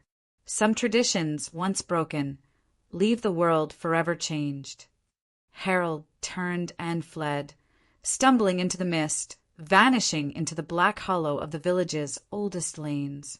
Miss Marple did not pursue. She simply turned slowly and made her way back through the ruins of the fair, the last guardian of a truth that would not be buried again. Not this time. Not while she still drew breath. The final confrontation waited ahead, and this time the orchard would bear witness. Chapter 14. A Taste of Regret. The village green, once so proudly defiant in its display of color and sound, lay muted beneath the sullen sky, the faded remnants of the fair clinging stubbornly to the sagging stalls and battered tables, as if by sheer force of will. The laughter had long since drained away, leaving behind only the low murmur of uneasy conversation and the heavy, dragging footsteps of a people who could no longer pretend they did not know what shadows lay behind their smiling masks. The mayor was gone, taken away in the hush of the previous night, bundled into a waiting motor car under the watchful eyes of Constable Reed and two grim-faced men from the county seat. His protests lost to the clatter of hooves and the restless whisper of the gathering mist. Brackenshaw did not speak of it, not openly, but the air was thick with the knowledge of it, heavy with the unspoken relief, the deeper, more lingering fear. For though Harold Crowthorne had been removed, the roots he and his ancestors had planted remained, tangled deep beneath the village's foundations, stubborn and unseen. Miss Marple stood alone at the far edge of the green, her figure small and still against the weary backdrop of sagging tents and discarded banners, her hands folded neatly at her waist, her gaze distant. There was one truth left unspoken, and it was waiting for her. In the pocket of her handbag, the final fragment of the old world rested, the last known copy of the recipe, written in a hand that trembled with guilt and desperation, cataloging in precise, careful script the ingredients that had poisoned not merely bodies, but souls. Bitter orange, nightshade, bloodroot, and one other, long since faded into illegibility, perhaps erased deliberately by hands unwilling to name the final horror. It did not matter. Miss Marple had made her decision. There are some truths that must not be preserved, some traditions that must not be endured. The orchard, she had understood at last, was not merely a place of trees and fruit. It was a memory, living and breathing, its roots fed with lies, its branches heavy with regret. And so she walked slowly to the village bonfire, prepared each year for the closing ceremony of the fair, a pyre meant for spent decorations, broken jars, wilted flowers. This year it would serve a higher purpose. Without ceremony, without flourish, she dropped the folded paper into the heart of the fire, watching as the flames licked greedily at the fragile parchment, curling it into ash before the village's indifferent eyes. The final copy of the true recipe was gone, or so she thought, but behind the scenes something darker was lurking.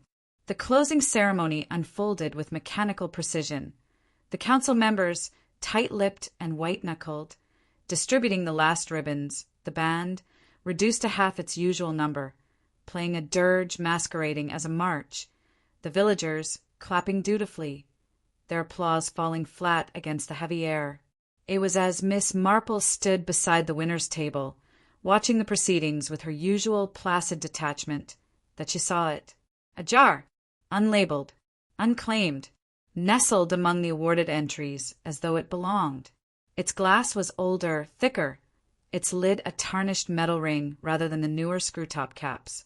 Miss Marple moved closer, her breath catching in the back of her throat, not from exertion, nor from fear, but from a grim recognition that settled like a stone at the base of her heart.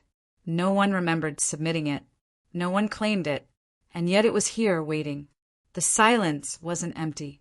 It was watching. She examined the jar without touching it, noting the faint, oily sheen of its contents, the way the thick, golden-orange marmalade clung sluggishly to the glass, the faint, almost imperceptible shimmer of something darker swirling just beneath the surface. It was not an ordinary preserve. It was a message, a challenge, perhaps a promise. There was one truth left unspoken, and it was waiting for her. She turned her head slowly, scanning the gathered villagers, faces pale, drawn, hollow with the weight of recent days. Yet among them, there, a figure half turned away, standing stiffly at the back of the crowd, as if caught between the impulse to flee and the compulsion to stay. A face she did not immediately recognize, or perhaps a face long known but finally seen, truly, because the orchard's roots had not ended with Harold Crowthorne. No, they had grown beyond him, spreading quietly through marriages and alliances, whispered promises and unspoken bargains, binding new blood to old sins. The legacy had been passed on, preserved not in ink or memory, but in loyalty and fear. And the jar, this last gleaming relic, was proof that tradition, once sown deep enough, did not die easily. It sprouted anew. It waited, patient, hungry. Miss Marple did not touch the jar. Not yet. Instead, she stepped back, folding her hands once more, and waited, because she understood something the others did not. The final act had not yet been played. The stage was set, the audience assembled, and the harvest, long delayed, would be reaped tonight. The silence wasn't empty. It was breathing. Chapter 15. What was left untasted. Evening slipped quietly into night, and over Brackenshaw a hush descended so profound it seemed almost sacred. broken only by the faint rustling of leaves in the orchards beyond and the distant, hollow calls of unseen birds taking flight into the heavy mist that curled low across the fields.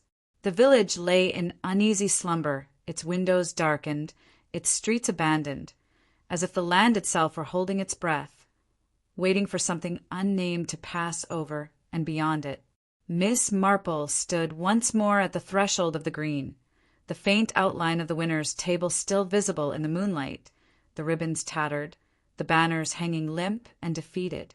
The jar, that jar, remained untouched, though many had passed it by with nervous glances and hurried steps, none daring to lay claim to what had appeared, silently, without name or purpose, at the very heart of their celebration. There was one truth left unspoken, and it was waiting for her.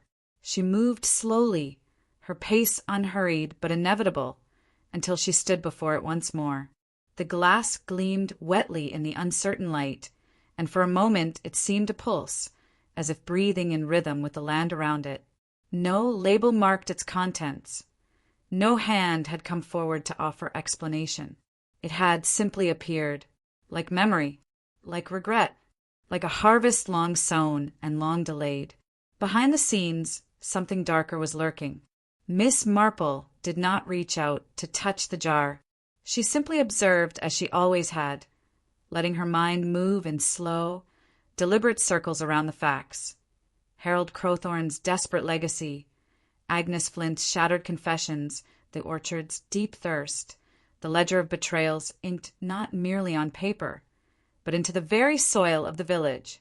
And now this, a final offering, a final warning, perhaps a final promise. Nothing seemed out of place, until it suddenly was. The crowd had dispersed hours ago, driven home by fatigue, by fear, by the heavy knowledge that the old certainties were no longer safe to lean upon. Only the most stubborn lights remained, flickering behind lace curtains, and even those seemed dimmer now, subdued. The silence wasn't empty. It was watching. Softly, as if speaking only to herself, Miss Marple murmured, "Some recipes aren't meant for the living. Some flavors stay on the tongue, even when the jar is empty." The wind answered her with a low sigh, rattling the broken banners against their poles, stirring the dust and the fallen leaves into brief, whispering eddies that danced and vanished before the eye could follow. She turned away from the jar, her step light but certain, and made her way down the narrow lane toward the vicarage, the final stage of her vigil drawing near. There were still questions that lingered in the cold air, questions that no official inquiry could answer, no arrest could satisfy. Questions meant for the living, and perhaps also for the dead. As she moved through the misty streets, her mind framed the questions she would leave behind, the ones that must be asked by those willing to look past the pretty facade and into the heart of what Brackenshaw had tried so long to forget. Soft, cinematic narrator voice. "Detectives, what ingredient do you think cursed Brackenshaw's marmalade? Was it the bitter orange, tainted by old blood and older grudges? Was it the nightshade, whispering madness into the veins of those who dared to taste? Was it the bloodroot, binding the villagers to the orchard's thirst? Or was it something deeper still, the need to forget, the hunger to preserve an illusion, the silent, smiling agreement to sacrifice truth for peace?" Miss Marple paused at the church gate, her hand resting lightly on the cold iron, and gazed back once more at the green where the jar waited. Unclaimed, unforgotten, soft, lingering narrator voice. Was Agnes ever truly free, or did she pass the recipe on? Could a legacy of fear and silence be burned away so easily, so completely? Or did it find new roots, new caretakers, new vessels? Perhaps Agnes had succeeded in destroying the written word, but memory lingered, habit endured, and the orchard, once planted, could never truly be unmade. Miss Marple turned her face up to the mist-laden sky, the stars smothered beneath the weight of gathering clouds, and allowed herself the rare indulgence of sorrow, not for herself, but for the village, for its bright banners faded too soon, its proud traditions turned sour, its laughter swallowed by the taste of regret. There was one truth left unspoken, and it was waiting for her, and for all who dared to ask. Comment your theory below, detectives. What flavor haunts Brackenshaw still? What was left untasted, hidden in the bitter peel? The answers may yet be found if you dare to taste them. Miss Marple stepped through the church gate and disappeared into the mist, leaving behind the green, the jar, and a village forever changed by the sweetness it could no longer trust. The silence settled once more, but this time it was not empty. It was waiting. Some jars were never meant to be opened. Some truths were never meant to be tasted. But once the seal is broken, the bitterness lingers forever. Good night, detectives. The orchard never forgets.